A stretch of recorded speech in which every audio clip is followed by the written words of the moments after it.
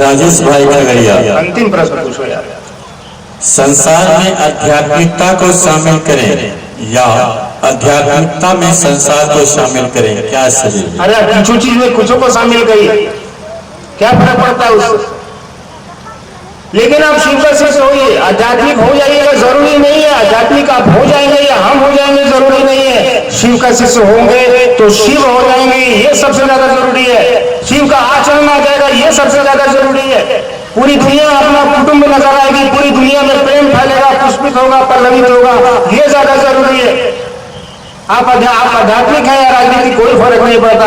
आप शिव के शिष्य हो जाइए, उस जगत गुरु शिव को आपको जो बनाना होगा बना देंगे। आपका आध्यात्मिक रुख भी सही हो जाएगा, आपका राजनीतिक रुख भी सही हो जाएगा, आपका सामाजिक रुख भी सही हो जाएगा। आपको जिसको जो मिलाना है मिला लीजिए, निसर्वा तैयार कर लीजिए, क्या फर्क पड़ता है उससे। शिव का शिष्य हो जाइए।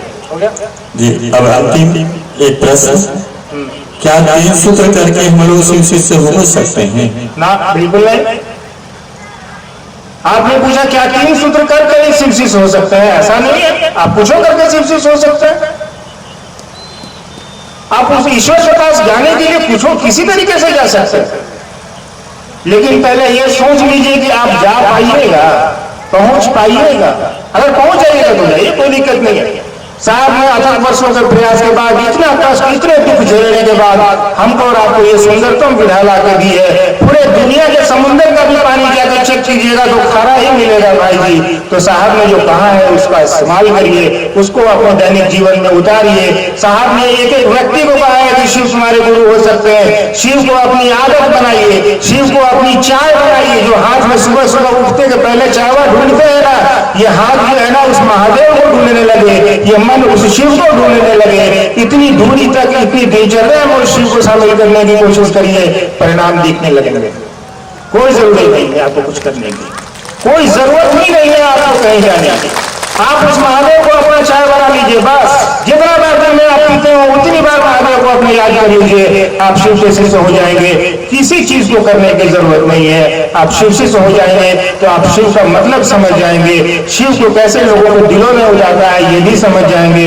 साहब ने इतनी ताकत दे रखी है, उसका इस्तेमाल करिए,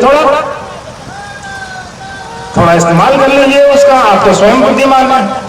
चलिए हमारी एक और विनती है आपकी। साहब हमेशा कहते थे गोरखनाथ की पंक्तियों को याद करिए। हब की ना बोली बात, हब की ना चली बात, धीरे धरी बापा। यानी ऐसे हो करके नहीं बोलेंगे, चलेंगे भी तो किसी को मालूम नहीं चलेगा, ठगक ठगक भी नहीं करेंगे, धीरे धीरे पैर रखेंगे और आएंगे भी शहर में, अपने गुरु शिव की बात भी सुनेंगे और इस शहर से चले भी जाएंगे। इस शहर को, इस शहर के लोगों को प्रणाम करके, और लोगों को मालूम तक नहीं चलेगा। बड़े प्यार से आएंगे, बड़े प्यार से जाएंगे। आपकी हमारी माओ बहनों बच्चों की संख्या ज्यादा है, आपसे अनुरोध है कि उनको पहले जाने दीजिए। बिल्कुल सुरक्षित, बिल्कुल धैर्य से अपने गुरु का भजन गाते हुए, अपने गुरु की बात करते हुए अपने अपने घरों की तरफ प्रस्थान कीजिए। मैं अपने महागुरु महादेव से, साहब श्री हरिदयानंद जी से, दीदी नीलमानंद से इतनी दया की याचना करता हूँ कि आपके ऊपर वो थोड़ी दया की बारिश कर दें, ताकि आपकी परेशानियां, आपके दुख, आपकी पीड़ा थोड़ी कम हो जाए और आप भी शिष्य शिष्य हो जाएं। आप सभी के चरणों में मेरा प्रणाम।